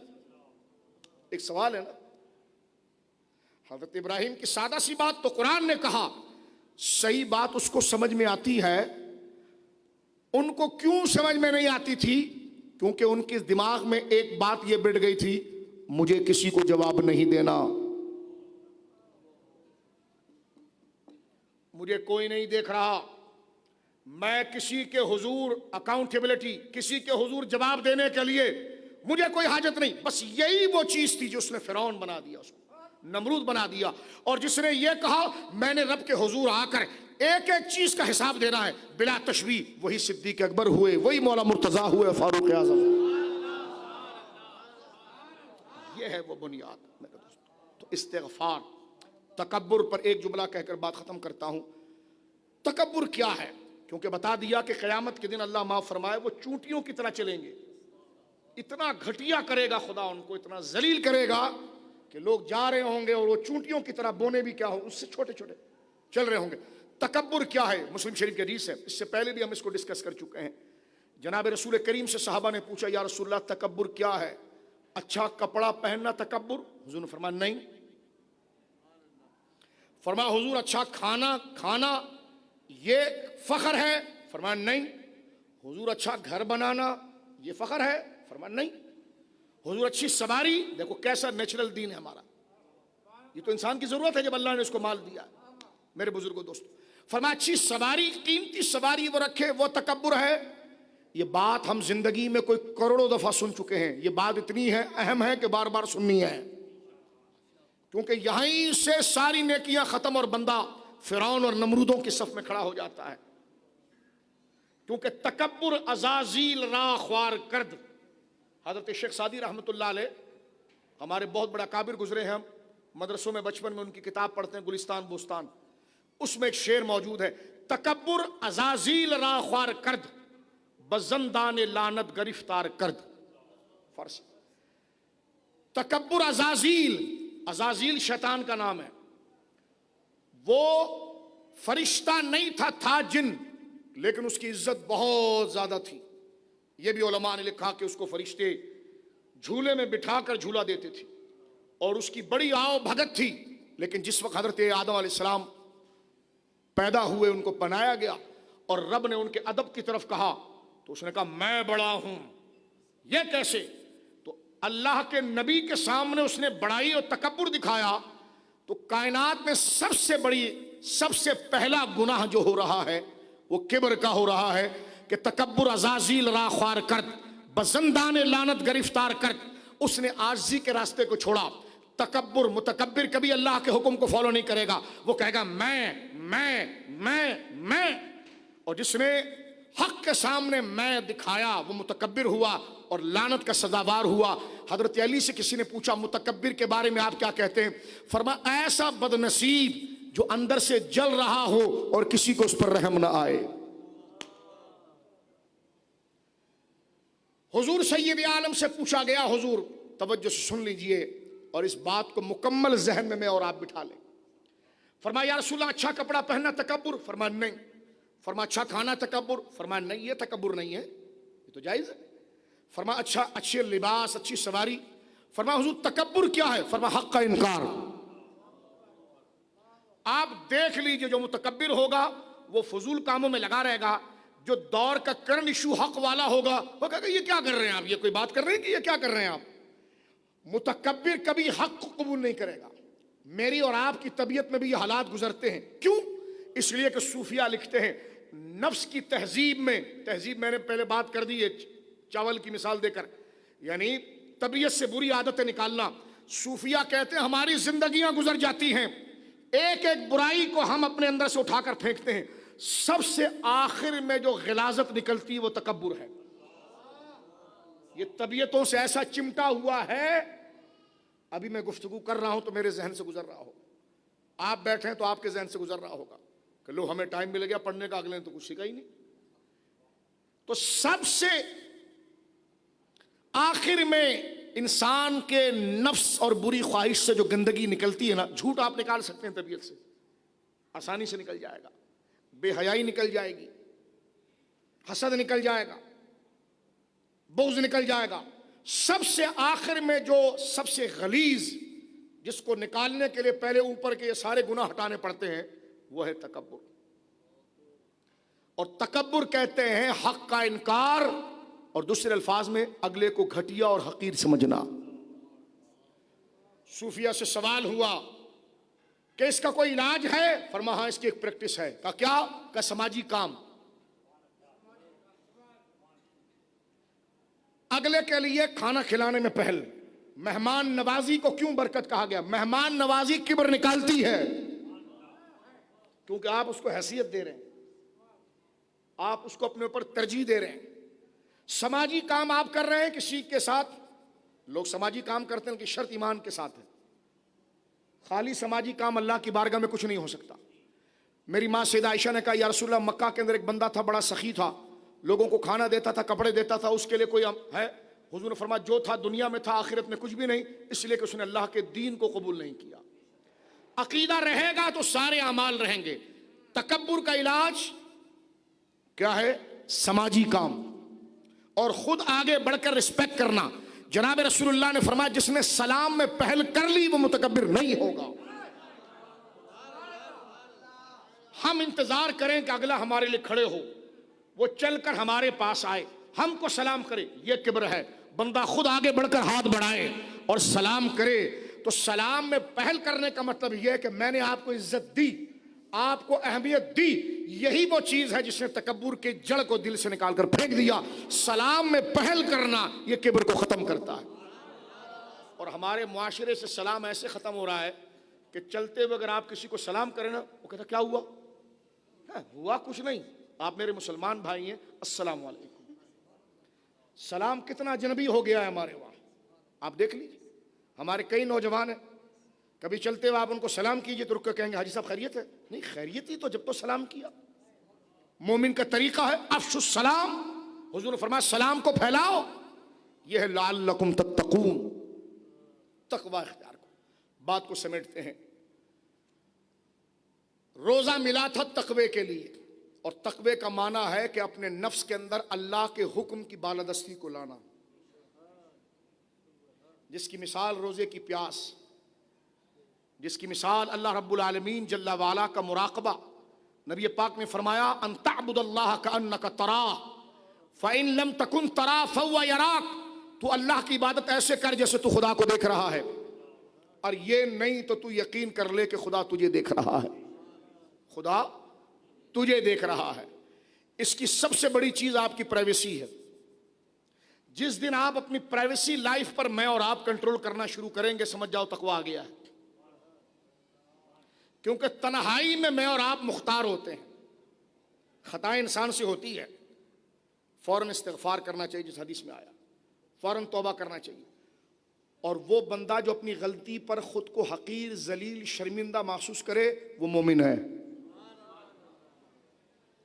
جس کے دل میں ایمان کا نور نہیں ہوتا وہ اپنی غلطی کو غلطی نہیں سمجھتا. جو اپنے غلط کام پر شرمندہ ہو گیا, یہ خدا کا فضل ہے کہ اس کے دل میں ایمان تھا, اس نے قصور کو قصور سمجھا اور فوراً کہا مولا میں بالکل نکما اور حقیر ہوں, مجھے معاف کر دے. اور اس معاف کرنے میں کیسے ہے میرے دوستو, یہ نہیں کہ صرف تسبیح کا دانہ لے کر ہم تانے پھیرتے رہیں استغفر اللہ استغفر اللہ استغفر اللہ. یہ بھی اچھی بات ہے, اس پر بھی ایک بات ٹپس کے طور پر سنیے. ایک بزرگ نے کہا کہ میں, ایک مرید نے اپنے بزرگ سے کہا, اپنے شیخ سے, کہ میں زبان سے کلمہ پڑھتا رہتا ہوں، ذکر کرتا رہتا ہوں، دل میں لذت نہیں آتی، چھوڑ دوں؟ فرمایا چپ کر، شکر کر خدا کا کہ تیرے بدن کا ایک حصہ تو ذکر میں لگا ہے۔ اب اس سے آگے جرنے کی بات کروں اپنے اور آپ کے حیا کے لیے؟ اللہ اکبر، یہ تو تھی بات۔ پھر سوال ہوا کہ ذکر کرتے کرتے رک کیوں جاتا ہوں؟ یہ بہت خطرناک بات ہے، استغفر اللہ۔ اللہ کا ذکر کرتے کرتے پھر رک کیوں جاتا ہوں؟ انہوں نے کہا بیٹا جو پچھلا ذکر قبول ہوگا تو اگلا پڑے گا، پچھلا رک گیا تو اگلا نہیں پڑے گا۔ تو جو صوفیہ ہوتے ہیں وہ اتنے نباز ہوتے ہیں، وہ ذکر کرتے ہیں تو شکر، جہاں رکتے ہیں تو رونے لگ جاتے ہیں کہ شاید پیچھا قبول نہیں ہوا اس لیے آگے توفیق نہیں آ رہی۔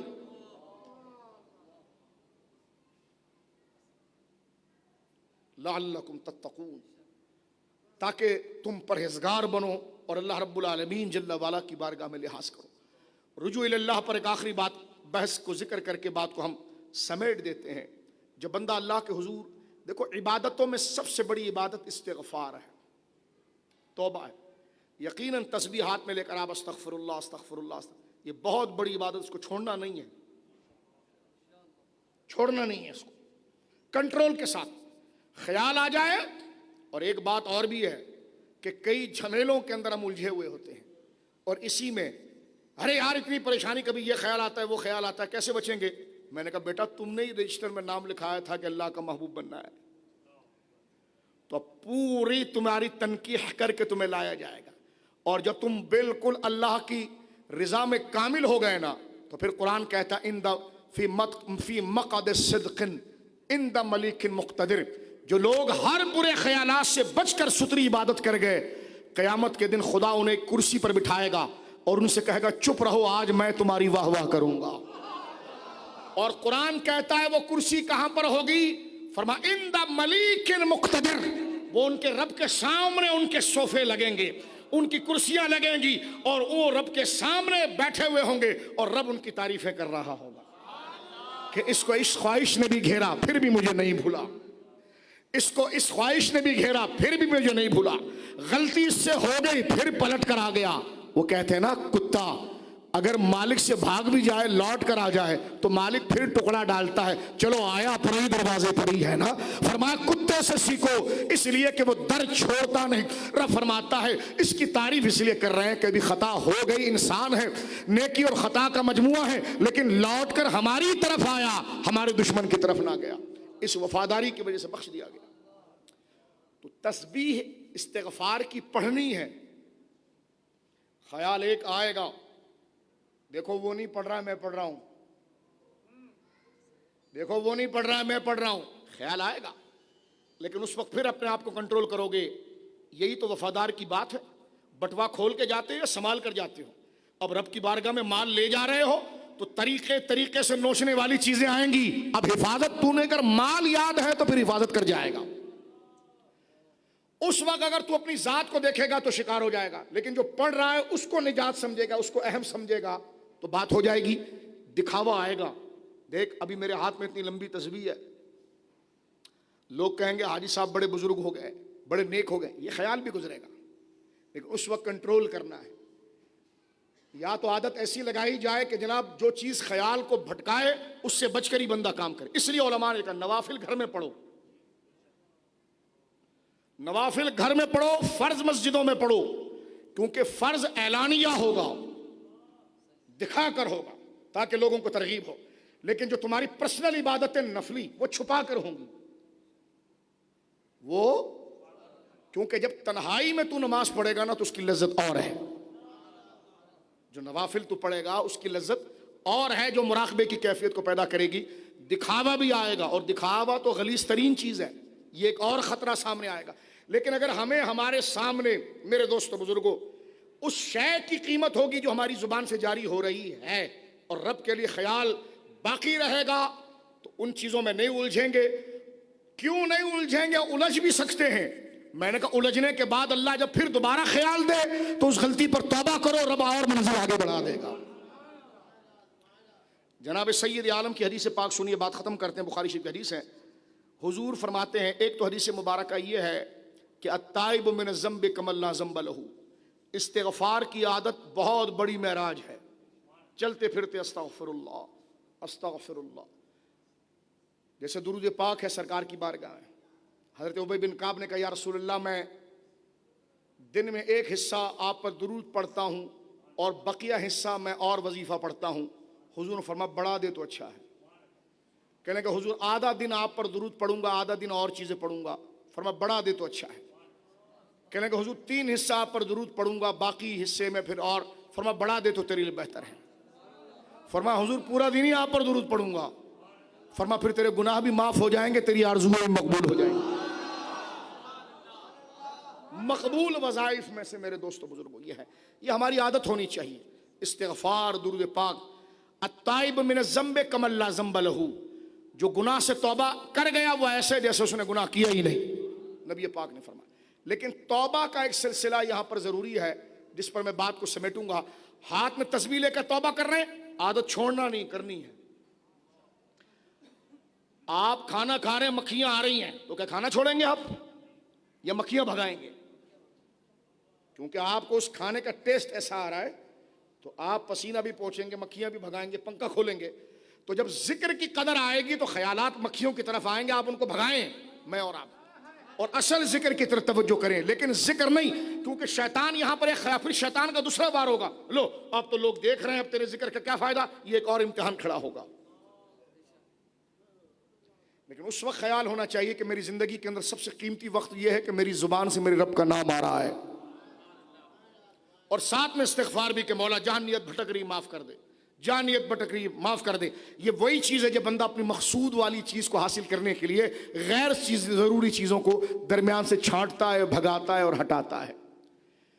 توبہ کے اندر سب سے پہلی چیز کیا ہے میرے دوستو؟ زبان توبہ کرے لیکن دل اس کی تاثیر کو پائے کہ میں کہہ کیا رہا ہوں. اے اللہ مجھے معاف کر دے,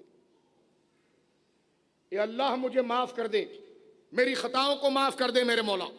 ایک تو زبان جو کہہ رہی ہے کوشش کریں کہ اس کا معنی بھی دل پر آئے. ایک دوسری بات یہ کہ جس گناہ, یا تو بندہ ایک خاص گناہ کر چکا ہے معاذ اللہ, اس کی توبہ مانگ رہا ہے. ہمارے وہاں سوال ہوتا ہے علماء سے کہ بندے سے تو کئی گناہ ہوتے ہیں کہ ہر گناہ کا وہ نام لے لے کر کہے گا یا اللہ اس کے توبہ, اس سے توبہ, اس سے توبہ. علماء نے کہا نہیں, وہ صدق دل کے ساتھ ذہن میں کرے کہ یا اللہ جتنے گناہ ہیں سب سے توبہ, تو اللہ سب معاف کرے گا.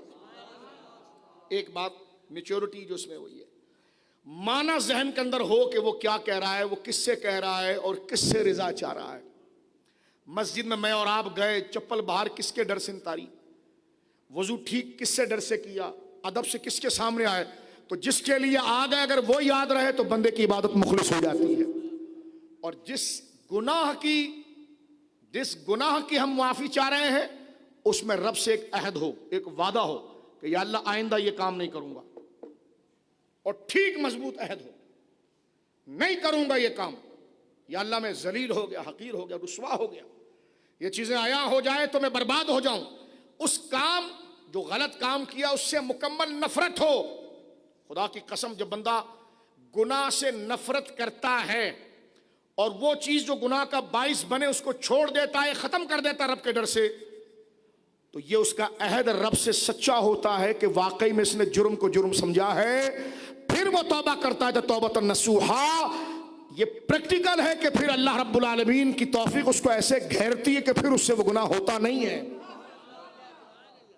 کہ اس چیز کو ہی ختم کر دیا جائے, اس چیز ہی کو چھوڑ دیا جائے, یا عزم کر دیا جائے.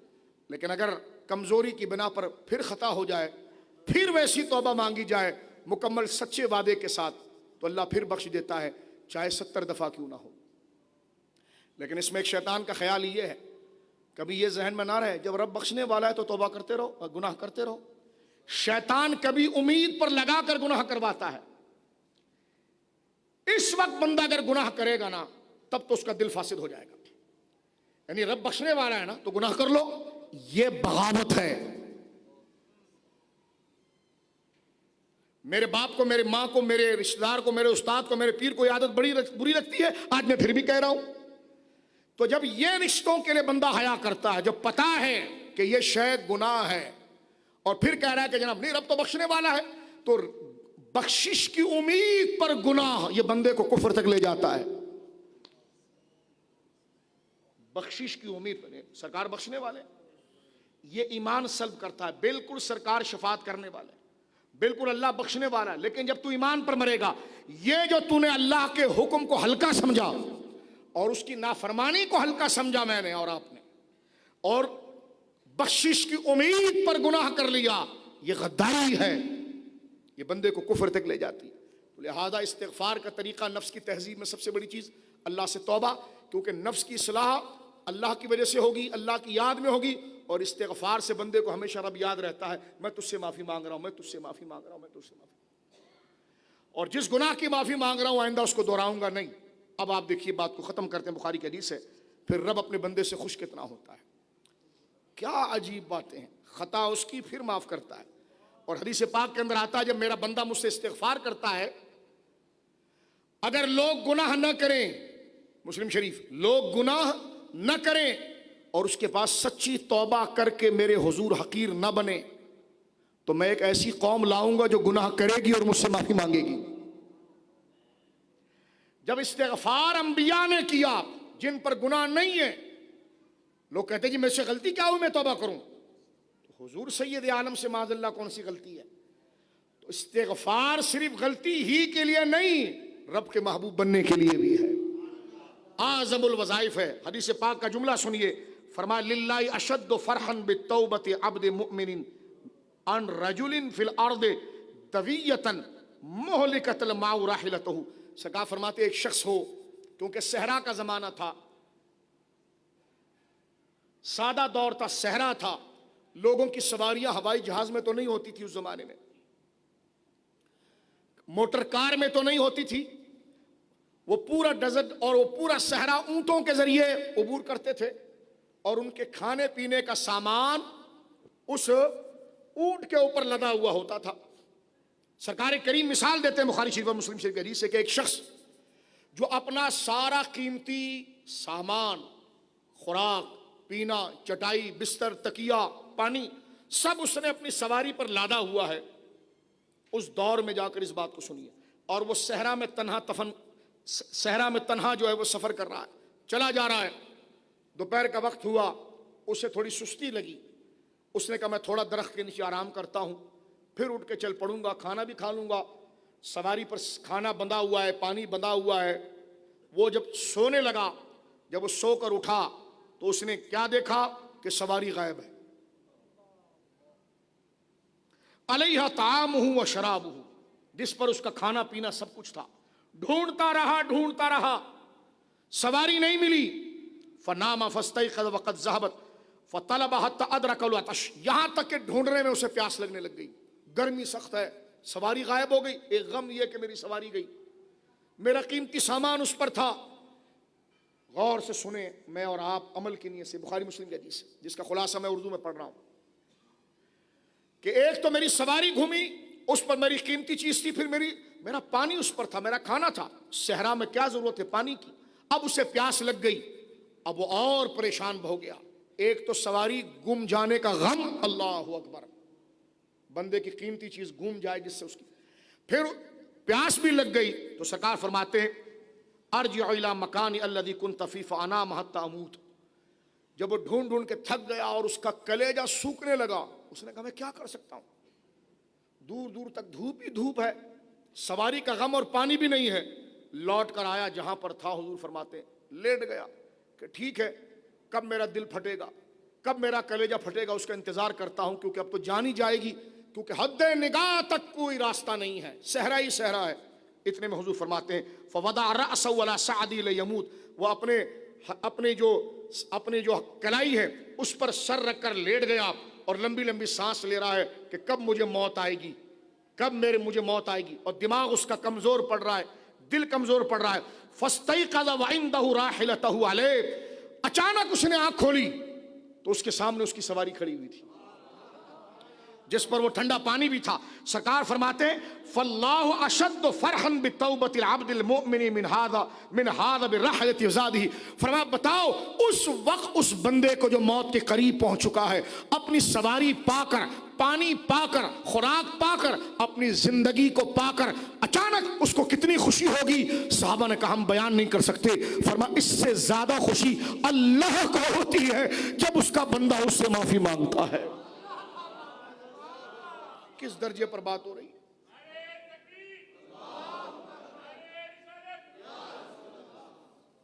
تو استغفار رب کو اتنا محبوب ہے۔ آئیں مل کر پڑھیں استغفر اللہ الذی لا الہ الا ہو الحی القیوم واتوب الیہ۔ اے اللہ میں تیرے حضور توبہ کرتا ہوں، وہ ذات کہ جس کے سوا کوئی معبود نہیں، جو قائم رکھنے والا ہے اور زندہ رکھنے والا ہے، وَأَتُوبُ إِلَيْهِ، اور میں تیرے حضوری رجوع کرتا ہوں۔ یہی لیلۃ القدر کا مقصد ہے میرے دوستو۔ مستی میں نہ رہیں کہ ہمیں اگر اچھا عقیدہ مل گیا، ماحول مل گیا، اگر جو جہاں اطمینان آیا وہیں سے زوال شروع ہوگا۔ دنیا دارالعمل ہے، اس کا کوئی اعتبار نہیں۔ اطمینان قبر و حشر میں ہے جو دارالجزا ہے۔ لہٰذا بندہ اپنے آنے والی ہر گھڑی کے لیے رب کے حضور دعا کرے، بالخصوص دل نہ پلٹ جائے۔ ربنا لا تزغ قلوبنا بعد اذ ہدیتنا وہب لنا من لدنک رحمہ۔ قرآن یہ کہتا ہے جو راسخین فی العلم ہے، جو راسخین فی العلم ہے، جن کو علم ملا ہے، وہ رب سے کمال کی دعا مانگتے ہیں۔ دعا عبادت کا مغز ہے جس کی طرف ہم آہستہ آہستہ چل رہے ہیں۔ میرے دوستو بزرگوں، دعا مومن کا اسلحہ ہے۔ ایک ہی سہارا ہمیں نیک ہونے کے لیے اور شیطان سے بچنے کے لیے، وہ دعا ہے۔ رب سے کنیکشن جوڑنے کا رابطہ دعا ہے۔ حضرت انس بن مالک کے پاس ایک شخص آیا، کہنے لگا حضور صلی اللہ علیہ وسلم زیادہ دعا کون سی کرتے تھے؟ فرمایا ربنا آتنا فی الدنیا حسنہ وفی الآخرۃ حسنہ وقنا عذاب النار۔ یا اللہ مجھے دنیا کی ساری بھلائی عطا فرما، آخرت کی ساری بھلائی عطا فرما۔ کہتے ہیں کہ ایک دفعہ ایک بندہ آیا، مزاج بھی ذرا دعا کر دیکھیں۔ ہمارے وہاں ایک مزاج ہے کہ جب تک 2 گھنٹے کی دعا نہ ہو تو تسلی نہیں ہوتی۔ حضرت انس کے پاس کہتے ہیں کہ میں حضور کے پاس تھا، ایک بندہ آیا، اور بلکہ ہمارے پاس ایک بندہ آیا اور اس نے کہا کہ آپ میرے لیے دعا کریں۔ تو کہا ربنا آتنا فی الدنیا حسنہ وفی الآخرۃ حسنہ۔ کہنے گا اور کریں، انہوں نے پھر یہی پڑھ دیا ربنا آتنا فی الدنیا حسنہ وفی الآخرۃ حسنہ وقنا۔ اس نے کہا حضور اور دیں۔ فرمایا بچا کیا؟ اللہ نے قرآن میں فرمایا میرے محبوب بندے کی دعا وہ ہے کہ ربنا آتنا فی الدنیا حسنہ، یا اللہ مجھے دنیا کی جتنی بھلائیاں سب دے دے، وفی الآخرۃ حسنہ، اور آخرت کی جتنی بھلائیاں سب دے دے۔ حضرت انس کہتے ہیں بچا کیا جو میں اور مانگوں؟ سرکار دو عالم صلی اللہ علیہ وسلم کی دعاؤں میں سے اس تقریر کو میں اور آپ عارضی نہ سمجھیں، اپنے دل کے پلو سے باندھ کے رکھیں یہ تمام چیزیں میں اور آپ، کیونکہ میں اور آپ کیا حیثیت ہے، یہ اللہ کا کلام ہے، بزرگوں کی کامل نصیحت ہے، جو کامیاب لوگ ہیں ان کی نصیحت ہے۔ اور آج لیلۃ القدر ہے، اس بات کو پابندی کے لیے مکتب عشق کا نرالا دستور دیکھا، مکتب عشق کا نرالا دستور دیکھا، اسے چھٹی نہ ملی جسے سبق یاد تھا۔ کلمہ پڑھنے کے ساتھ اس چیزوں کی تکرار رہے گی، آپ اللہ کے محبوب بندے بن رہے ہیں، چھٹی نہیں ہوگی۔ اسی مکتب کے عشق میں ہماری زندگی ہے۔ خدا نہ کرے ہماری چھٹی ہو، خدا نہ کرے ہماری چھٹی ہو۔ میرے دوستو بزرگوں، یہاں پر دیکھیے آپ، ایک تو یہ دعا ہے جس کو ہم نے کثرت سے اپنے لیے، اپنے بچوں کے لیے کرنی ہے اور ساری امت کے لیے کرنی ہے۔ امت کو نہ بھولیں۔ آج اسرائیل خدا اس کے ٹکڑے ٹکڑے کرے کہ اس نے رمضان میں فلسطین پر جو حملہ کیا، اور ہر رمضان میں جو وہاں پر قہر ڈھایا جاتا ہے، کیا گندے لوگوں کے لیے بات کریں کہ جو ان کے چمچے ہیں، پاکستان میں علماء کے لیے چیختے ہیں کہ ساری دنیا اسرائیل کے ساتھ اتحاد کر رہی ہے۔ تو میں نے کہا جو ٹی وی پر بیٹھ کر تم بک بک کر رہے تھے علماء کے خلاف، اب بولو نا جو اسرائیل بمباری کر رہا ہے، وہاں پر نوجوانوں کو مار رہا ہے۔ ہر رمضان میں یہ ہوتا ہے۔ جس مسلمان کے دل میں تکلیف نہ ہو، میرے حساب سے اس کے دل میں کلمہ ہی نہیں اترا۔ سرکار فرماتے ہیں مومن کی مثال ایک بدن کے مانند ہے، بدن کے کوئی بھی حصے میں چوٹ لگے گی، بدن پورا حصہ محسوس کرے گا۔ تو فلسطین کے مسلمان کو کچھ ہو، پاکستان کا مسلمان تکلیف محسوس کرے گا، کشمیر میں ہو یا بھارت کے اندر جو ننگا ناچ ہو رہا ہے اور مسلمانوں پر شب خون مارا جا رہا ہے، ہم کسی ملک کو نومینیٹ نہیں کرنا چاہ رہے، ہم دہشت گرد کو نومینیٹ کرنا چاہ رہے ہیں کہ جو دہشت گردی وہاں پر ہو رہی ہے۔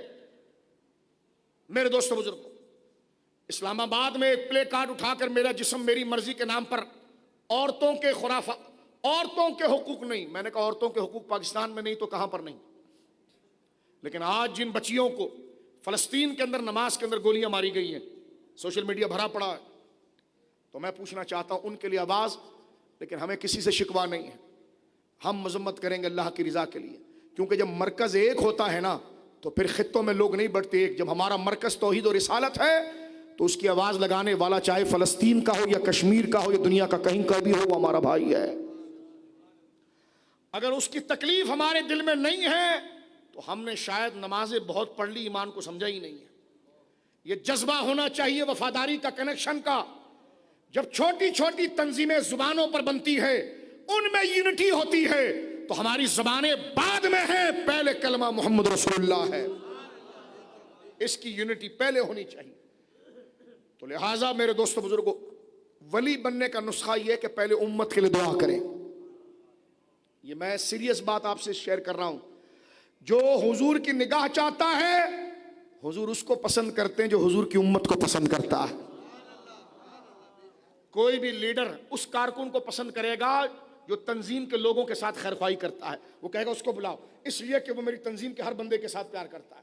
تو جناب رسول اللہ اس کو پسند کرتے ہیں جو امت کے ہر فرد کے لیے دل دکھاتا ہے اور اس کے لیے دعا کرتا ہے اور کوشش کرتا ہے۔ اپنی دعاؤں میں امت کو یاد کرنا یہ رسول اللہ کی چشمان کرم کی خیرات لینے کا سب سے بڑا ذریعہ ہے۔ فلسطین کو یاد کریں، اس وقت جو شب خون وہاں پر مارا جا رہا ہے۔ ایک دعا ربنا آتنا فی الدنیا حسنہ، مل کر پڑھی، ربنا آتنا فی الدنیا حسنہ وفی الآخرۃ حسنہ وقنا عذاب النار، ایک دعا۔ دوسری دعاؤں میں دعا جو سورہ آل عمران میں اللہ نے ذکر کیا، راسخون فی العلم، جن کو قرآن کا مکمل علم مل گیا تھا، وہ اپنے رب کو ایک خاص بات سے یاد کرتے تھے، وہ اللہ سے ایک دعا کرتے تھے، وہ اللہ کو ان کی فریاد، سب سے بڑی بات یہ ہے کہ ہم اللہ سے مانگیں کیا؟